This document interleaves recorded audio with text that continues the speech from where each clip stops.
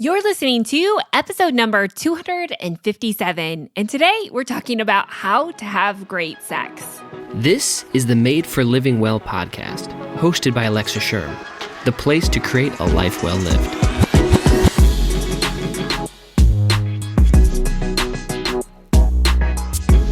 Welcome back to this podcast. As always, my name's Alexa, and this is the Made for Living Well podcast. Now, currently, we're in a 10-week series talking all about sexual wellness. And honestly, it has been so fun and enlightening, and I have gotten so much great feedback. So I hope you're loving these episodes. Now, this is number 4, so if you just started listening, make sure you go back and listen to number 1, 2, and 3 in the past 3 episodes. Considering this is just number 4, we have so many great shows coming up, including talking about pleasure, more on men's health, pelvic floor health, and even body confidence. I mean, there's so many great shows coming up you don't want to miss out. So make sure you hit subscribe wherever you're listening to stay up to date on the latest podcasts. Now, today I have another sexpert coming on the show. Her name is Tiffany Dawn, and she is going to be talking about how to have great sex at any age. And honestly, this is a conversation that we need to have because there are so many people who are actually not enjoying the act of sex. In fact, it's not even pleasurable and sometimes even painful.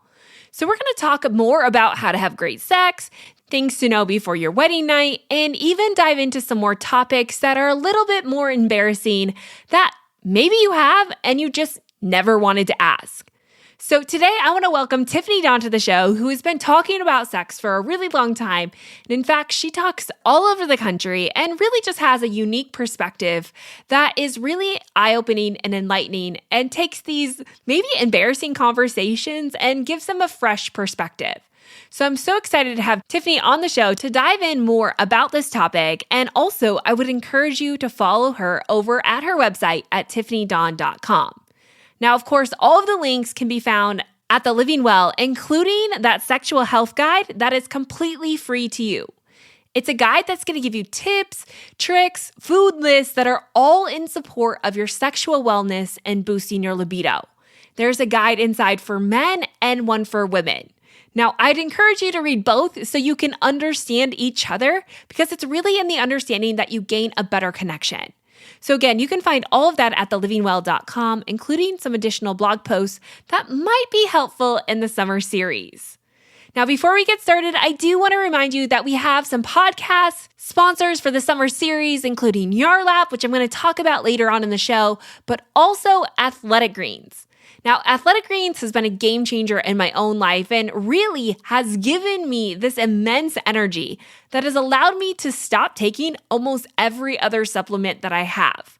Plus, it is a huge boost to your sexual wellness because one of the things that we know about reproduction, fertility, and even libido is that it's a direct measure of how much energy your body has and really whether it's in a state of surviving or thriving. Now, how our body determines whether it's a state of thriving or surviving is how much energy it has. And one of the best ways to boost your energy is to nutrify the whole of who you are. It's to eat better, right?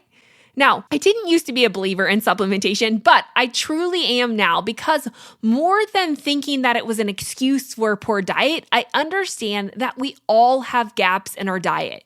And using a product like Athletic Greens or AG1 helps to fill those gaps while also supplying some additional resources like adaptogens that are going to help our body adapt to the everyday life while also encouraging it to move into a state of thriving. It really is incredible, and I've been using Athletic Greens for over 90 days, and I can't say enough good things about it. I'm going to tell you later on more about my story, but if you're interested in Athletic Greens, head on over to athleticgreens.com/madeforliving and stay tuned because right now we're going to get into today's podcast with sexpert Tiffany. Well, welcome to the show, Tiffany, and joining us on the Sex Talk. I'm excited to have you on and share more about your knowledge that you have. Oh, I'm so excited to be here. Thank you for having me. This is my favorite topic. My husband always says, if you want to keep Tiffany up past her bedtime, just talk about sex. She will stay awake. So I'm super excited. Oh, I think these are conversations though that could keep a lot of people up Yes, past their right. bedtime.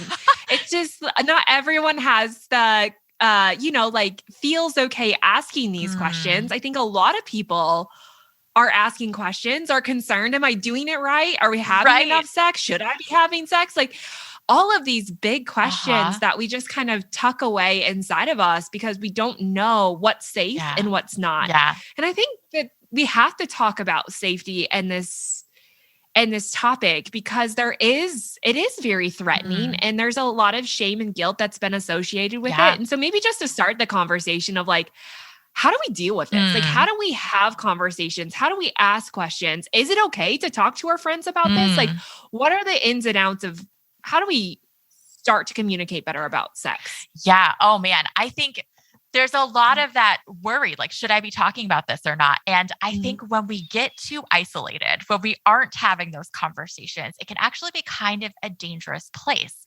I remember actually a friend telling me, you know, my husband says that as a Christian wife, I need to do thus and such sexually. And she's like, is that true? And I'm like, I'm so glad you could ask that because first of all, it was not true. And that's not a healthy thing for, you know, a sexual relationship to be like threatening. Like, if you're really a Christian, you have to do this. Like, that's not healthy. But I think if we don't have a space where we can talk about it, then we're never going to know. We're never going to know, like, is this normal? Is this natural? Like, oh, I'm not the only person who's struggling to figure out how to enjoy sex when I was a virgin and now I'm just got married and what the heck, this isn't what I thought it would be. Like, I'm not the only one struggling, you know, it just normalizes it, helps us find ways to work through it. So I think it's so important. And yeah, it's kind of awkward to ask those questions, especially if you've never done that before. But I think you can start with, you know, podcasts like this, just getting comfortable, even hearing people talk about it. And then slowly moving on to like friends and family, mentors, counselors that you're really comfortable with. You can build up to it.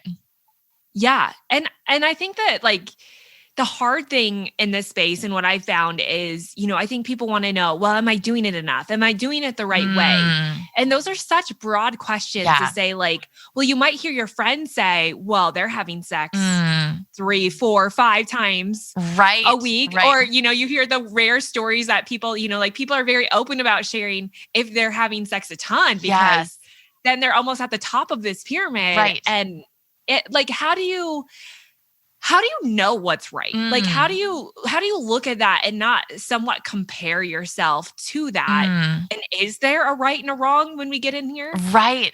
Yeah. And I think when I first got married, I totally came into it with this perspective of it is my job as a woman to keep my husband satisfied. Like it was, I did not see sex as something that was for me. I saw it as something that was for him. And that's very common in the culture I was raised in. And Sheila Gregor has done amazing work in this area saying like, she wrote her book, The Great Sex Rescue, talks about how that's not what sex was meant to be. It's for both of you. It's mutual pleasure, mutual gratification. And I think what I started realizing was I'd say to James, oh my goodness, we got to have sex again because I want to be above average. Like I figured out like, here's the average number of times a week people have sex when they're married in America. I found some study on it. I was like, we got to be above average. Like that's what I have to do. And he was like, so basically you want to have sex with me because it's a competition against yourself. Like this isn't because you want it. This is like a competition. I was like, like, and I didn't really like connect it in my brain until he said that. And he's like, he has such a healthy perspective towards sex, but he just started showing me like, I don't want you like doing this because you think you have to. Like, it's so much more fun for me, he said, if you are enjoying it too, like if this is about you too. And so we started just having conversations like, because another thing is, hopefully this isn't too much of a rabbit trail, but I felt like I could never turn him down. Like if he was at all turned on, it was my job to have sex with him, you know, no matter. Right. Which is another one of those like those mindset things that people have been raised with. Right. Of like, Exactly. Don't deny. Yeah. And you're told it's biblical. Like, Paul said, like, what was it in 1 Corinthians 7? Like, your body is not your own. And we take it as like, if the other person wants something, I have to give it, instead of saying like, your body's not your own. So this is a compromise. This is both of you. This is not one person saying I'm turned on, so you always have to do something. Instead, it's like, you guys are working this out together. You're looking out for each other. So I totally had that mindset of, I have to do this anytime. And my husband started showing me like, that's not necessary. He's like, this is not what I am asking of you. And I want this to be good for both of us. Because if you just start, correlating sex with an obligation, it's no fun anymore. And it starts really dampening your sex drive. And I found like, I almost never wanted sex. It was like, I didn't give myself enough time to have that desire. And I was so equating it in my mind with like, it's for him that I like didn't even want it for me. It was just seen as like duty. That's how I felt about it. And even like I'd start getting turned on and I'd be like, no, don't get turned on. This isn't for you. This is for him, And it was just like really just hurting my sex drive. And so he and I started talking about it and saying like, okay, we both need to be honest. And so he was feeling like, I can't ask for it because then she's going to feel obligation. And I was feeling like, well, I have to like constantly offer and never say no so that I fulfill him. And so instead we started just having honest conversations with each other. Like, how are you feeling tonight? And not even tonight, but in general, like, do you feel like your desires are being met? Do you feel loved by me sexually? What do you need from me? And just really talking about it, realizing like, frequency will look different in different seasons of life. Like when you have little tiny kids running around and you're never sleeping and they always wake up when you're about to have sex. They like had no, versus like other seasons of life when you have time and freedom. And it depends on the person. It depends on the season. And it's just staying in communication with each other, like talking honestly about your needs and desires and coming to compromises. And it doesn't have to look like anybody else's sex life. Like this is your life. This is your marriage. It's nobody else's. And that started to bring a lot of freedom for me to just realize like, I didn't have to be above average or below average. It was about us. It was what worked for us. Yeah. We get so fixed on the quantity, but it's kind of like everything in life. It's like, but really it should be about the quality. Right. I know now, like when we have sex, it's so much better than it's ever been before. And before at the beginning of our marriage, it was like, this has to happen every day. We're not there right now. Like, and that's okay. I've realized like my husband's okay with that. Our little kids are completely taking all of our energy right now. Yeah. But it's so good. Like when we get together, it's like we're connecting, we're enjoying it. We're both enjoying it. Like I'm turned on, he's turned on.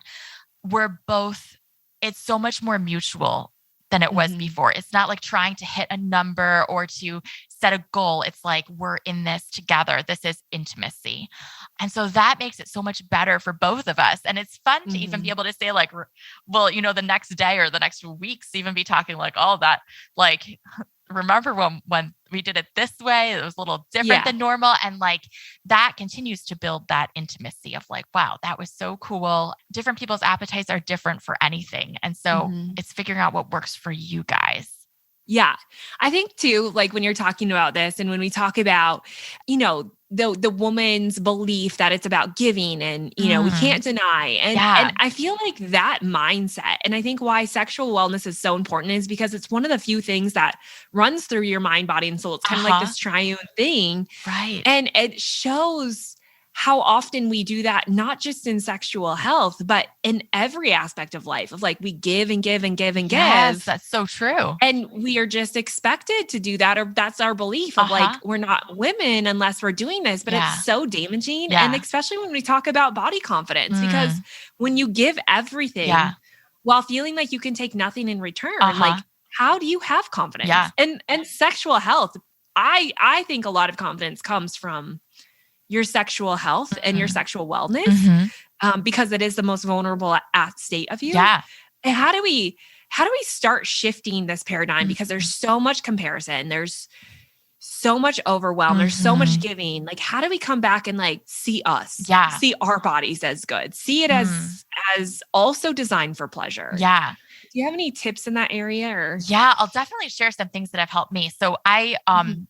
struggled with an eating disorder when I was in college. And I think there were a lot of factors as to why that was, but part of it was certainly, I grew up in this culture that was like, you cover your body. Like the idea of modest is hottest, which really came down to like your body could make someone stumble. Like it was really about that. Again, it's your fault. Yes. It's like, did Yeah. Jesus ever say that? No, he said, gouge Yeah. your own eye out. Like, come on, Yeah. guys.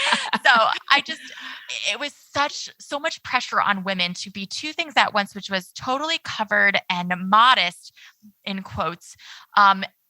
But also like this sexy temptress in bed. And it felt like if you're too modest, no one's going to pay attention. But also once you start getting attention, like you're doing something wrong. And it just, everything felt very like shameful towards your body. So then I start struggling with this eating disorder, and the eating disorder itself is like, I hate my body. I hate my body. Like, I don't feel sexy. I don't feel beautiful. I just always see what's lacking, what I think is lacking in my body.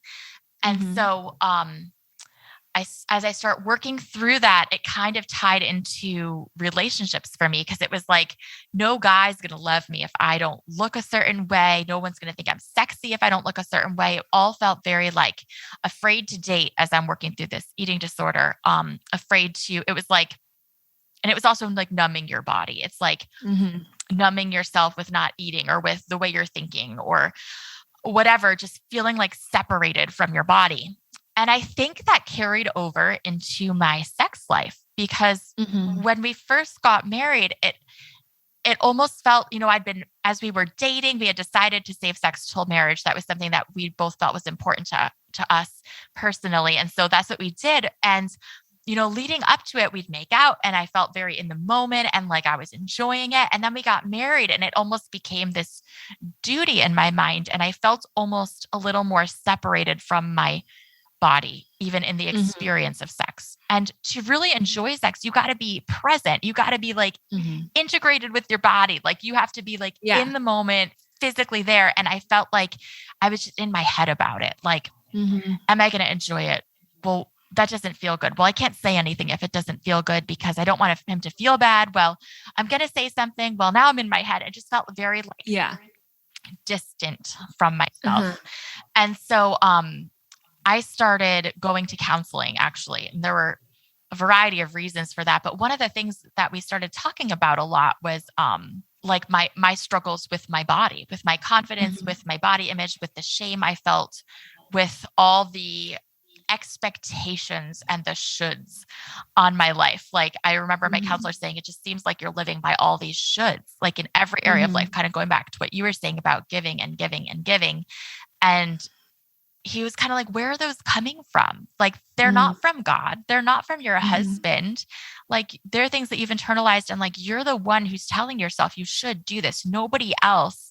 And I know this isn't true for everyone. Some people will say, well, there is somebody else telling me these are the shoulds. But for me, it was like, it's nobody else. It's just, you're putting this on yourself. And so I think counseling and starting to work through a lot of that helped a ton for me. And then also just trying to be present in my body during sex. So being like, okay, I'm feeling turned on right now. I'm going to do something about this for me. Or like we're having sex and something doesn't feel good and I say something, or something does feel good and I'm like, let's hang on to that. Let's like try that a little more, because I want to be like in my body and just no guilt when my mind wanders, but just bringing it back to the present moment, almost like a form of meditation. I think those were big things for me. And now I'm in this season where I have had 2 daughters and I have had some thyroid issues. I'm heavier than I've ever been. And in my mind, even though this is so not true, in my mind, after struggling with an eating disorder, I equate thinness with sexy. And again, that's a cultural lie that we're told. And so I will try on different lingerie and be like, I don't like how I look. Like, what is going on? Like, I don't feel sexy. Now I'm not in the mood anymore. And so I've had to like find different ways to feel sexy in my body. And to like kind of try to see myself through my husband's eyes. Because he's so encouraging and affirming and like, you're beautiful. Yeah. But it's hard for me to believe that sometimes. And so it's become like, finding things that I do feel sexy in, even if it's instead of the skimpy lingerie, maybe it's like a button down shirt of his, whatever it is, like finding things I feel sexy in and letting myself like feel sexy physically instead of just having it be this in my head, like, oh, well, I look a certain way thing. Instead, it's like, I feel grounded and sexy right now. I know everyone, especially females, I think men too, are going to get in their head at some point about how they look. You know, I think men don't talk about it, but there's an equal amount of insecurity there. True. And I think how we see other people though is so different, right? Like we're viewing ourselves with different eyes than we're viewing other people. Yeah. And I think I have to try to remind myself of that often. But do you think when you can get yourself in the moment, when you can fully receive what you're achieving from the sexual aspect of things, do you feel like you leave there and you do feel more confident? Yeah, I definitely feel, I don't know if I've ever thought of it in the term confident. I would say, yeah, I guess so, because I feel more confident in my ability to even receive sexually. I feel more like I can do this, like, and it builds up my confidence that next time I'm going to enjoy it again. And I think the more I learn how to be in the moment and enjoying sex, the more I feel like, let's do this again and let's do this again. And I actually want this now because this is like good and this is fun and this is pleasurable. And I'm so thankful that we like took some time, like those first few years of our marriage, to just like explore what helped me feel good, because I had no idea. Like I was a virgin. I didn't even know like physical anatomy names until college. And I just had no idea what would make me feel good physically. And so I did not know how to enjoy sex. And we spent a few years, we just had these nights that were all about me. And my husband would be like, I don't want you to worry about me at all. Don't worry. I am having a good time, but just this is about you. So we'd try different kinds of touch and just see what felt good. And it was just a night all about me. So it took all that pressure off. All the shoulds were out of the picture, not distracting me. And I could just like be there and figure out what felt good. And I remember the first time I had like 5 orgasms in a row. And I was like, holy cow, like that was incredible. I can do this again, because at first it's building up, going back to that confidence thing, building up your confidence. Like, can I even have an orgasm? That was, the first year I really struggled with that. And then it was like, okay, now I feel confident. Like I know how to do this. We're figuring this out. And then it's like, you just keep going from there, and it builds your confidence to know that you are beautiful. Your spouse is attracted to you, but also like, I can enjoy sex. Like I can do this. So so I guess it does. I've never thought of it in those terms, but it does build that confidence. Yeah. Okay. So when you're talking about this, I just had this thought of like, I think we have to start classifying sexy in a different way, because I think in some regards, right, sexy has become a sexualized idea. But that's not really what sexy is, right? Like, okay, so what I'm saying by that is, like you said, I think a sexualized idea of what we consider sexy is being at a certain weight, right? Being being able to fit in specific lingerie. Again, it's kind of that drive for attention, but sexy has got to be different. Yeah. Like, do you feel like there's a difference between like, okay, our idea of sexy is maybe a sexualized, like I think whether people have looked at porn or not, the porn industry has completely shaped absolutely sex for everyone. Yeah. And do you want to maybe take a stab at what does it really mean to be sexy outside our sexualized idea of that? Yeah, that's so good. And that's so true.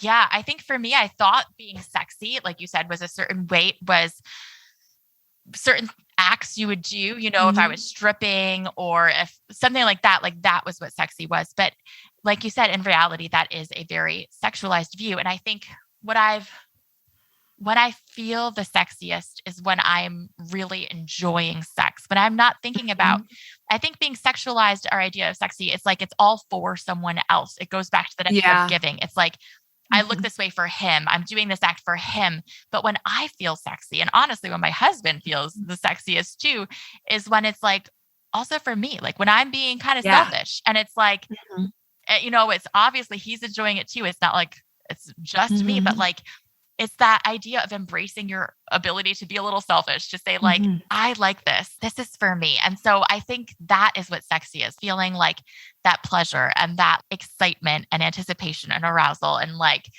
grounded in your own body, and just saying like, this is pleasurable for me. That's what sexy is. And it has nothing to do with what we look like. What we look like is all for someone else, in a sense. It's being in our own body as it is and enjoying it. That's what sexy is.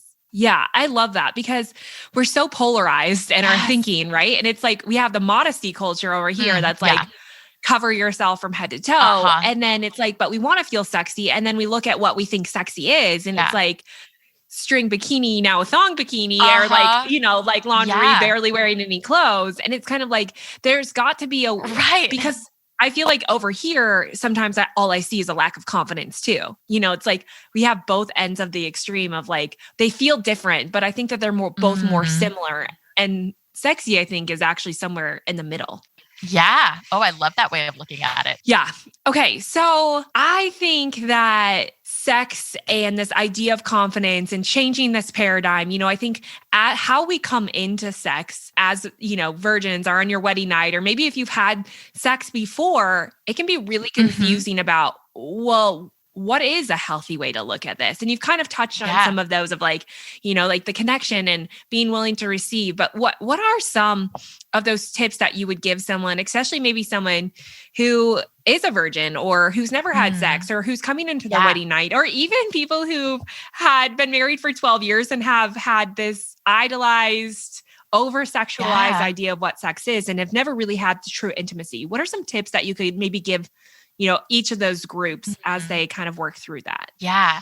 So I think the number one thing is like, learn about it. Like learn all you can about sex. I think that's been the most helpful thing for us, is just, I guess, educating ourselves, because there was so much I had no idea. Like, what do you, like, give me some ideas of like what you should learn about. Yeah. Okay. So learn how your body works, like for you and your husband or whoever your life partner is, like you want to understand like how your body works, like where you feel pleasure, how to stimulate that area of your body, like different positions you can try and what they can help with for how things feel. One of the things for me personally that I had to learn about was, I had trouble. I couldn't even, hopefully this isn't TMI, but you know, we're going there. It's a sex podcast. I couldn't even wear tampons before I got married. And my OB said, you know, you're just really tight. And so you're going to have to be able to like kind of get stretched out a little to have sex be comfortable. And so that was something, she gave us some resources. Here's how you can do that either before or after your wedding night, and stuff like that. Like, I had no idea, you know? And like, you don't want sex to be equated with pain in your mind. And so like to learn how you can help yourself even in that way to enjoy sex. Another thing is like learning about your own self. Like for me, therapy was huge in this area, because there are so many women who struggle with vaginismus, and that can be, you know, a physical pain during sex, but sometimes that's caused by stuff in your past. It could be trauma, it could be shame, it could be whatever. And so going through therapy, or even just having a mentor who you meet with regularly, like somebody who can help you unpack some of that stuff and how your past and your worldview can shape your experience of sex. That's another way to kind of educate yourself and figure out what to do. I think that education piece is so important. And then another thing to like work on is communicating openly about it. And I think that's something that we do, like you said in the beginning, we feel some shame about that sometimes. It's like, well, I can't really ask for what I want. It just keeps coming back to this, like being for other people.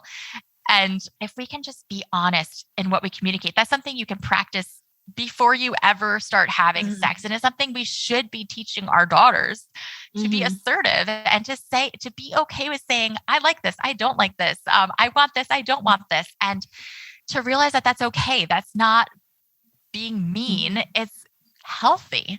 And so that totally plays into sex too. Conversations inside and outside the bedroom. And And going along with that, debriefing sex afterwards, it sounds so clinical, but just like talking about it, like what were the parts you loved? What were the parts you want to try differently next time? And it doesn't have to bring shame to everyone. It's just part of the learning curve is to like really talk about it and how it was for each of you. Yeah. Sometimes I wonder about like, people before sex and we have so many ideas maybe about what sex is, but are there safe places? I mean, obviously I'm doing this podcast to create a safe place for people to learn about their bodies. Yeah. But have you found any great resources for people who are like, okay, I have really no idea. I didn't really have the sex talk. And if I did, it was more like, don't get pregnant.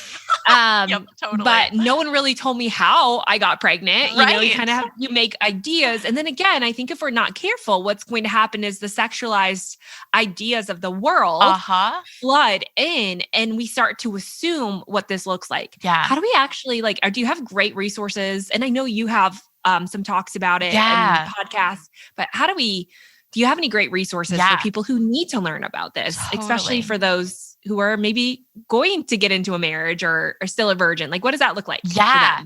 So my husband and I actually created the Wedding Night Talks, which you can find a link to on my website, tiffanydawn.net. But those are a series of 10 talks and some written parts that walk you through everything we'd want you to know about sex before you get married. Because we both were raised in homes that didn't really talk about sex. And so I don't remember ever having a sex talk. My first boyfriend was the one who told me what sex actually was. And so this is like for people, like me and don't we just I'm laughing because I'm like, I feel like we got all of our sex knowledge from like 6th, 7th, and 8th grade boys, which is terrible. And that is damaging. It's like, we can't talk about sex. That'll hurt my kid. No, I'm sorry. Where they're going to learn about it that's not from you, that's what's going to hurt your kid. Right. So that's what these talks are for. It covers everything like how to actually have sex, how to make it, what to do if you're afraid of it hurting, what to pack for your wedding night, things like you can lay a towel down so that it doesn't get messy, things like that. Like I just had no idea. And so it goes through all of that. Some other resources are, we really enjoyed the book, a few different books here. One is Intended for Pleasure, for some of the practical like how-tos. The book, The Big O, which talks about how to help men and women achieve orgasm in different ways. And Sheila Gregor has some amazing resources. The Great Sex Rescue I mentioned, that is all about kind of breaking down some of these really toxic things we've been taught about sex in a lot of evangelical spaces. And she also has books, The Good Guy's Guide to Great Sex and The Good Girl's Guide to Great Sex, that are more of like how to do. And I think she has an orgasm course as well. So those are some of the like places I'd recommend. I also just got out of the library this new book I've been hearing about called Come As You Are. And it's like the new science that will transform your sex life. So I have not read it yet, but I have been hearing about this book. So I'm very curious to check that out too. Well, I will make sure and link all those up. And I did check out your, what did you say? The Newlywed Course? Yes. And it is like, you talk about like, what is sex, how to have better sex, like all the topics. So it looks so great. Yeah.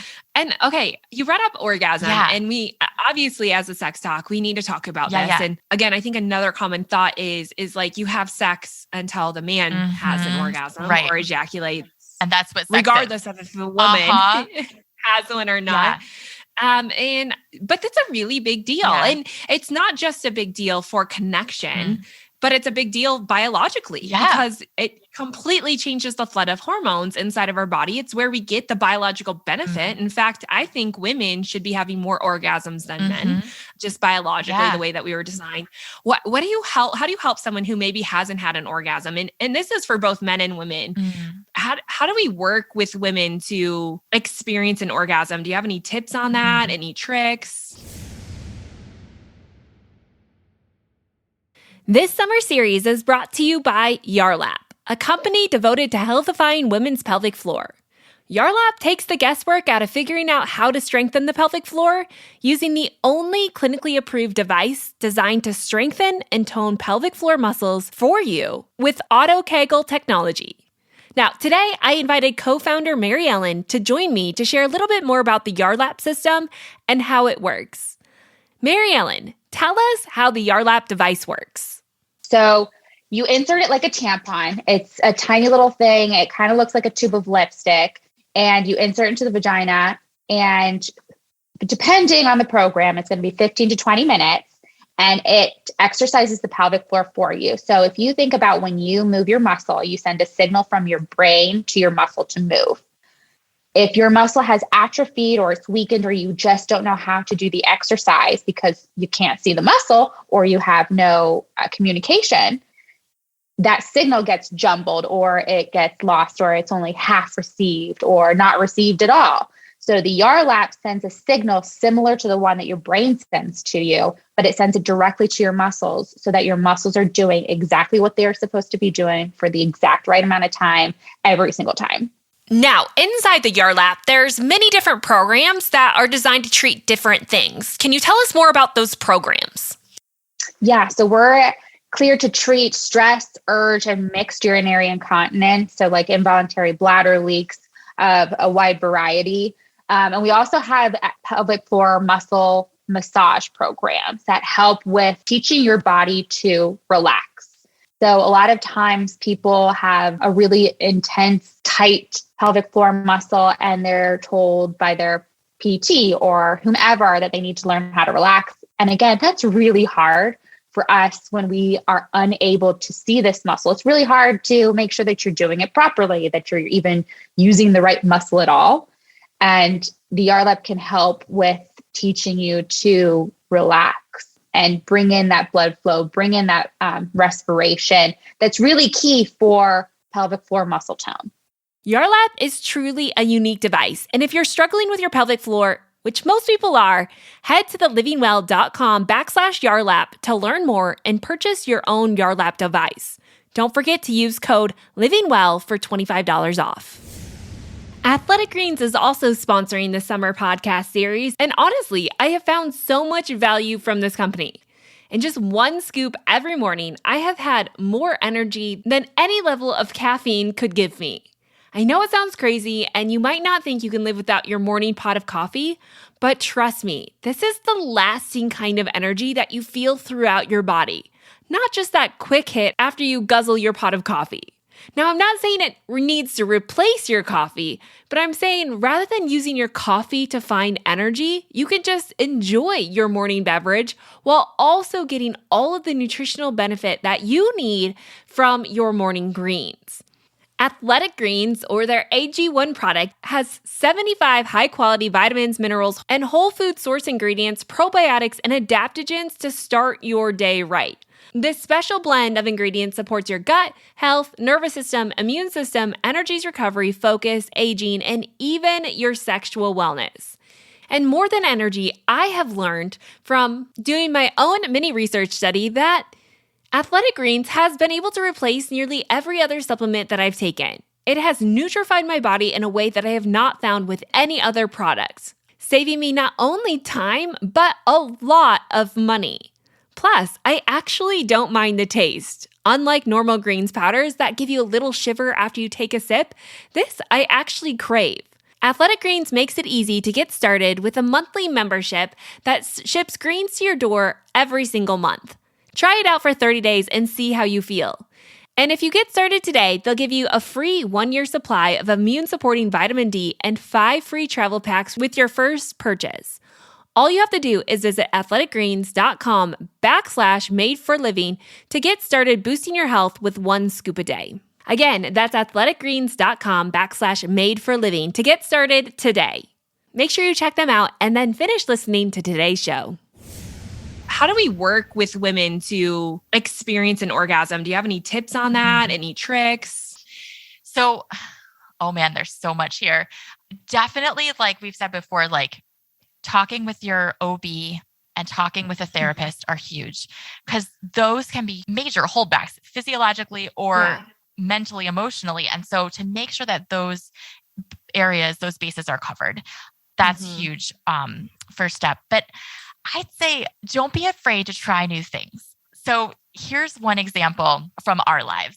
So as a woman, I have to stay focused on the experience and present in the experience in order to really experience and access that pleasure. So one of the things we do is my husband, if I'm having trouble staying focused and really getting into it, my husband will tell me a sexy story about us. And so it's like, you and I are here in this place. Here's what you're wearing. Here's what we do. And for me, that it's like something I can latch onto. So like my brain is there, it's engaged, it's present instead of wandering. And so that has been really helpful as a tool for us to be able to enjoy sex more and to get to orgasm. I guess when we first got married, I thought like, not everything's going to feel great, but eventually it'll feel good. And I think we are now at a point where it's like, if it doesn't feel great, I'm not going to just like hang out there for a while. I'm going to be like, hey, let's try something else. You know, I want the whole thing feeling awesome.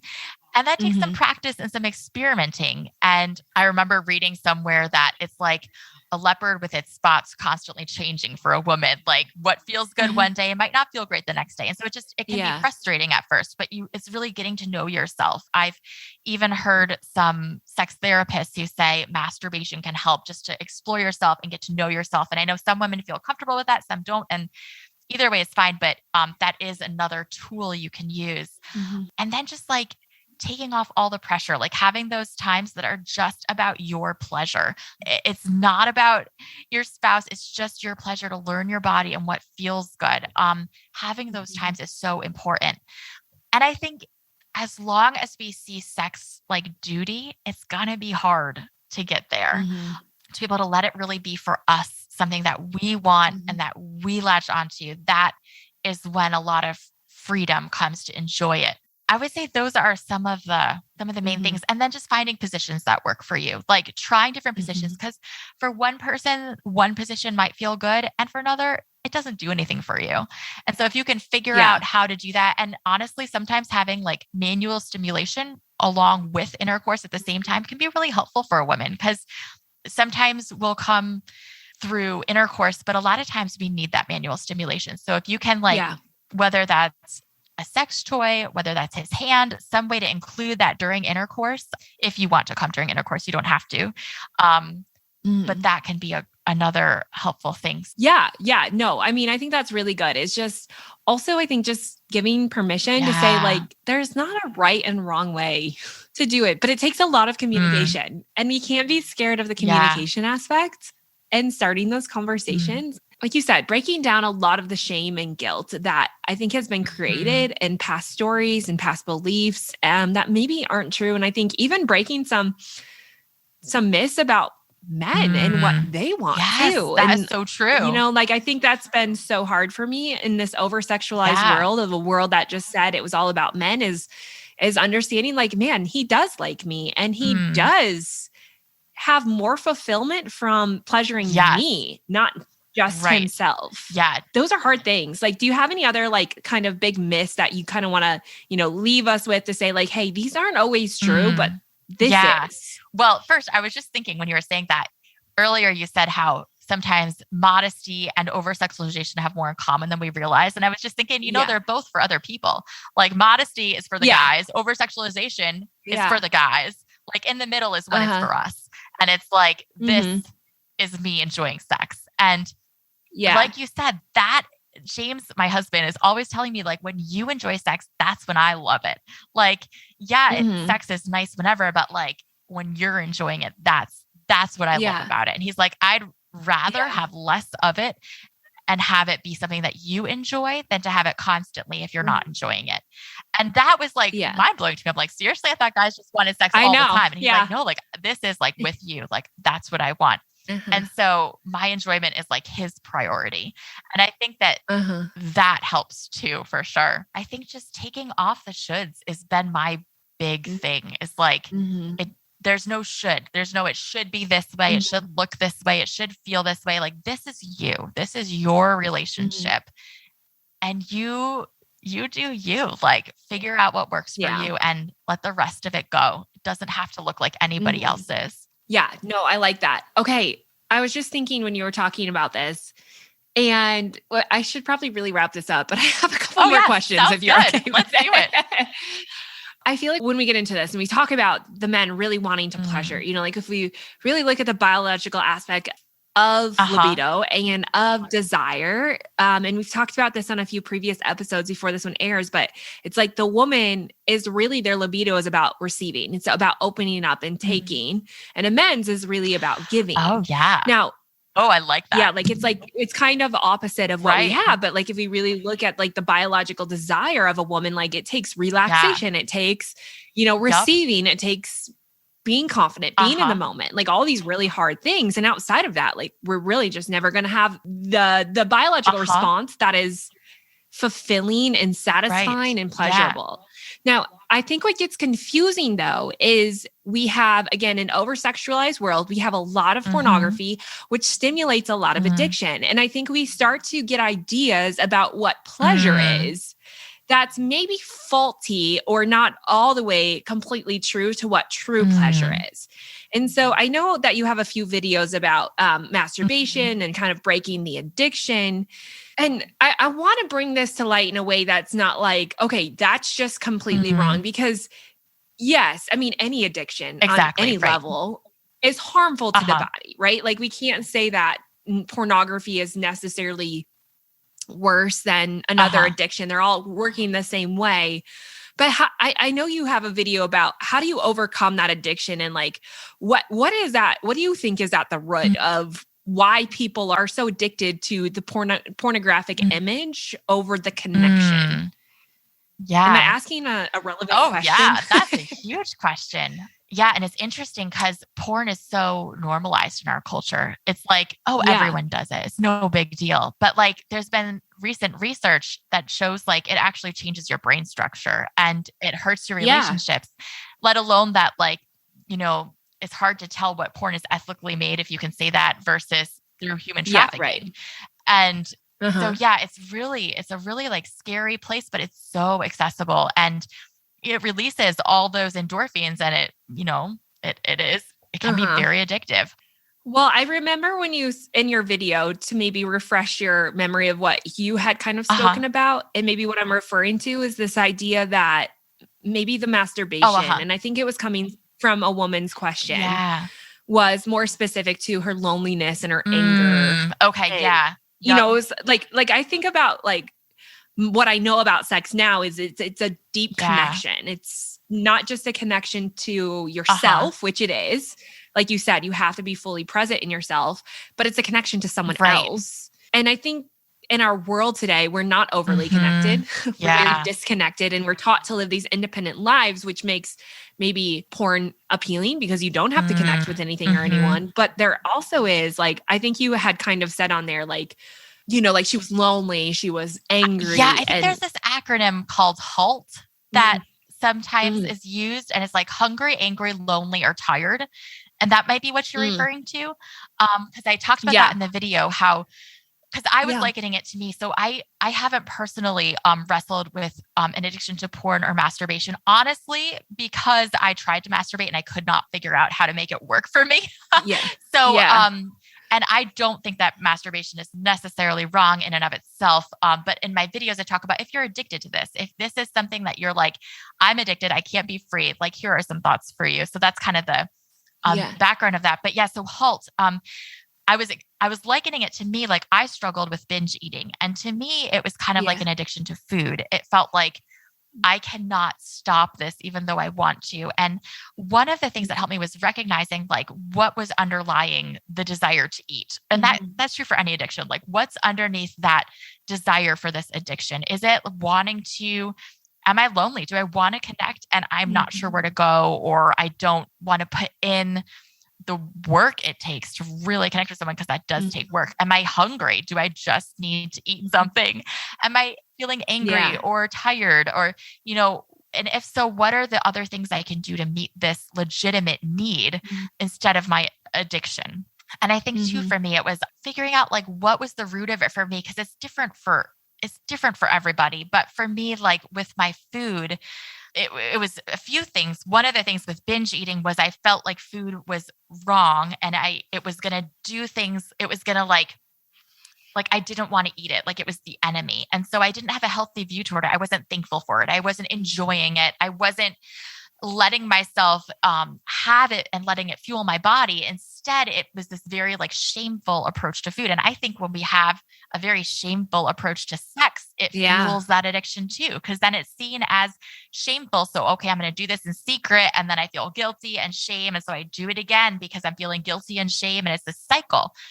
Yeah. And so I think if we can get rid of some of the shame, and that was a huge part of how I overcame my binge eating, was instead of seeing food as shameful, I saw it as necessary fuel. I saw it as something I could enjoy. I could give myself permission to enjoy in a healthy way, and to say like, I can have the cookie now, or I can wait until tomorrow, and to have that freedom. So I think if we had a view of sex that was more about freedom instead of shame, that's my theory, is that would help break some of the addiction. Because I think when things are secretive and shameful, it just fuels the addiction. It's like adding gas to the fire. Yeah. I mean, it's almost so negative. It's so depleting in a way that you do look for a quick outlet, the temporary fix, which leads you to the addiction. And right, it's like the same thing with food. Why people, like you said, go back to food and it just accentuates that cycle. And instead of breaking it. Yeah, exactly. And I mean, hopefully this isn't like saying too much right here, but I think to some extent, it's no surprise to me that there is so much sexual brokenness and abuse that is coming out in very conservative spaces right now. Like when you have a view of this thing that God created for our pleasure. Yeah. And you have a view of it as evil or wrong or dirty, like, of course, there's going to be a whole lot of brokenness and horrible things coming out, because it fuels secrecy, it fuels addiction, it fuels abuse when we have that shameful view of sex. So it is heartbreaking, but it is also, to some extent, for me, it's like, I'm not surprised. Oh yeah, absolutely. I mean, and I think that again skews our idea of who God is. Yeah, but it does. Maybe the last and biggest question I could ask you is to say, like, what is God's design for sex, in your opinion? Some things that I've been learning about God through sex are that he created the clitoris for a woman, which to me says he wants sex to be pleasurable for her, that it is more powerful, if I'm remembering correctly, than even the neurons in the penis. So God created us with this like super sex organ. And so to me, that says like God wants it to be for our pleasure. And he created us able to have multiple orgasms at once. Like it's supposed to be something we enjoy. And if you even look at like sex as a form of intimacy, and throughout the scripture, the Bible talks about Christ and the church being like a husband and wife. And so if you see that even as like God wants us to enjoy him, like, and obviously not in a sexual way. I don't mean it like that, but it's like this picture of like, we are supposed to enjoy this. This is a form of intimacy. This is something like for our good and to enjoy. Yeah. I think there's obviously a lot of facets to it, but I think I've learned like, this isn't what I thought it was growing up in conservative circles of this is for the man and I have to protect myself for the man and blah, blah, blah. It's instead like, this is for me too. This is very much for me too. Yeah, I love that. I mean, I think it just shows our dependency. And I think we've had that such a negative term of like, oh, don't be dependent on anyone. But I feel like there's a deep love when we're interconnected with God and with other people and with our own bodies. And as you were saying that, I was like, I think some of the most prideful thing, like, women's natural tendency is to give. And, like, I think when we look at sex as a means of what we can give, that's a very prideful thing. Like the most humbling thing for a woman is like, I'm going to receive. Because that's scary. That's, that feels like an act of weakness. And then I think about like on the flip side, when we look at a man's libido and say like, it's about giving. And I think sometimes men are a little bit what we would call more selfish in nature. Right. And so like their most humbling act is to say like, I'm going to give this to you. And I think there's that deep connection of like seeing that integral design and the beauty of how God created us. Like you said, like he made us to experience pleasure. Like he wanted this. I mean, there's like the Song of Solomon, like there's books in the Bible that talk about the beauty of a woman's body. And it doesn't say like a perfectly thin body or, like it's it's the beauty of what we are. Yeah. And it's just like, how do we separate our view of the over-sexualized life to see God's design and to be more humble about our act of receiving. I mean, that's not easy work, but I think that there's a great freedom, like you said, that comes when we stop looking at our own pleasure as selfish and we start to see it as a humble act of almost accepting God's design. I love that. I love that perspective. That's so good. And like you said, it takes work to get there. It is not a quick fix overnight thing. It is like you work on it, but it is so worth it. Yeah. And like you said, sex gets better as we go. It really does. Yeah. It's like my husband says, it's like any sport you play. You're not a pro overnight, no matter how talented you are. It takes practice to get really good at it. Yeah. Like just like playing an instrument or a sport. Yeah. And I think that's so good to hear too, because I think we sexualize a younger body, you know, and like we think like, those have got to be the best years, but it's really like, hold on, like there's something so powerful about the intimacy and the connection and the communication that's built as you go. Like our worst sex was our honeymoon sex. Like, same. Yeah. That first year of marriage was nothing compared to now. Yeah.